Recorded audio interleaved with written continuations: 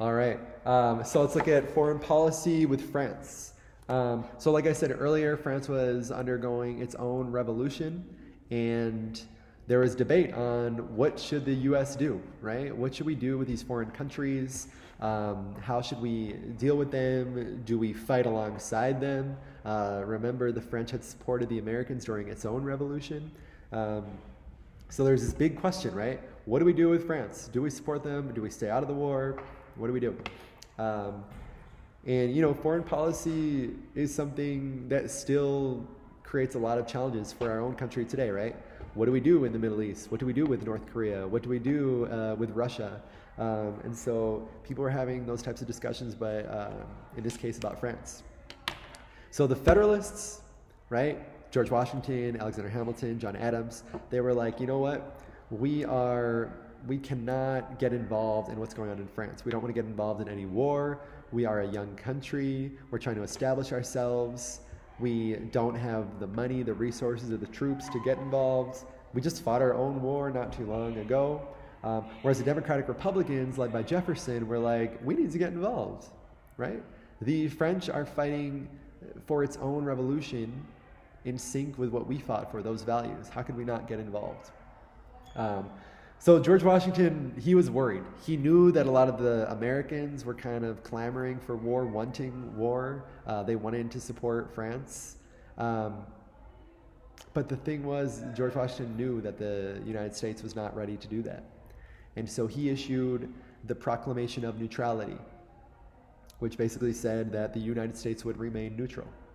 And then you had Edmond Genet, who was a French minister, and he came to the United States and he tried to convince Americans to join the cause, join the French, help us out, but it wasn't too successful. So that was a big deal, though. George Washington saying, you know what, we're going to remain neutral. We're not getting involved. That would become a big aspect of George Washington's beliefs in regards to U.S. foreign policy. You'll see the next slide, foreign policy issues with England and Spain. You really want to think about what's going on with England. England is continuing to cause the U.S. problems, right? Even though we had defeated them in the Revolutionary War, impressment was going on. That means like forcing people to serve in the military. You had the British who were creating and occupying forts in the West and creating alliances with Native Americans. And so John Jay, who was the Chief Justice of the Supreme Court at the time, was sent by George Washington to Great Britain to try to negotiate a deal with Great Britain so that they could have some peace, right? They wanted to avoid war. They don't want to deal with another war with the British. So Jay's treaty, signed in 1794, the British agreed. They're like, all right, we're going to leave the forts on the frontier. But the thing was, they didn't say anything about stopping Britain's harassment of American ships or Native American issues.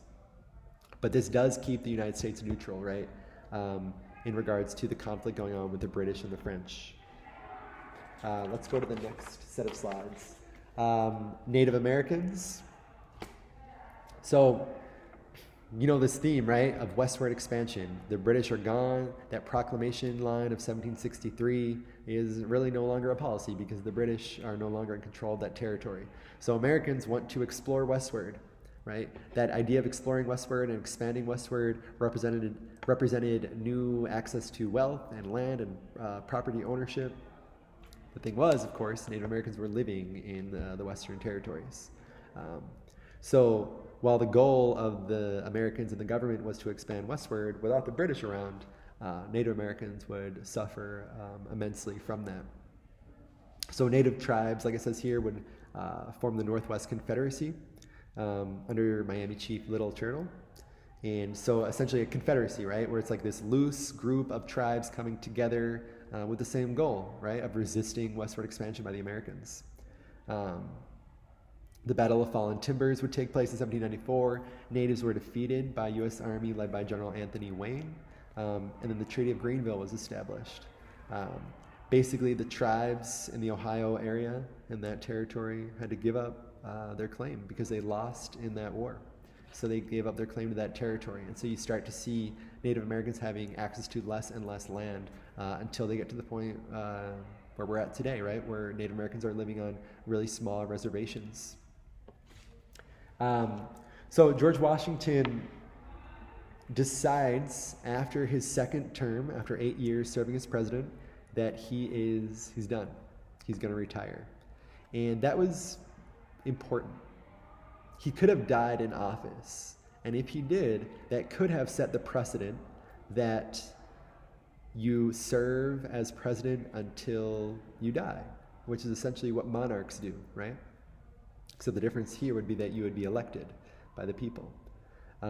So he made sure to step down after 2 terms, and that would start a precedent or a tradition where every president after George Washington would step down after 2 terms, even though there was nothing in the Constitution that said they had to. It was only until FDR, Franklin Delano Roosevelt, during World War II, so much, much later, right, where he would serve 3 full terms, get elected for a 4th term, and FDR would kind of say that, after having dealt with the Great Depression, World War II, we don't want to see a change in leadership during these troubling times. So he would run for office a 4th time. He would get elected. He died soon after his 4th election. It was after that the American Congress would pass an amendment to the Constitution saying that a president can only serve 2 terms maximum. Washington, which you'll read about this week, would write a farewell address. Now, that's another tradition that presidents made, which was essentially we're going to kind of give advice for the future, right? But he never actually delivered that in a speech. He wrote it with the help of Alexander Hamilton, actually. So what were some advice he gave? Well, he warned against permanent alliances. He said, don't get too entangled in other countries' affairs, right? That could create many consequences for the United States, right? We're a young country. Don't get too involved. You want to have partnerships when you need to, but don't get entangled in alliances because then you'll get into conflict that you don't want to get into. He also talked about the danger of political parties, right? He was like, these ideas of like factions and different political groups that are going to divide our country are not going to be good, right? And so, these fears of division within the country are very real. And so he spoke of that. The election of 1796, essentially at this point, you had George Washington's vice president was John Adams, and he was a Federalist running against the Democratic Republican Thomas Jefferson. Now, at this time, the winner of the election, of course, would become president, but then the loser would become, or the second place person would become vice president. So you can imagine that would create some challenges, right? Maybe at first you're like, oh, maybe that's a good compromise.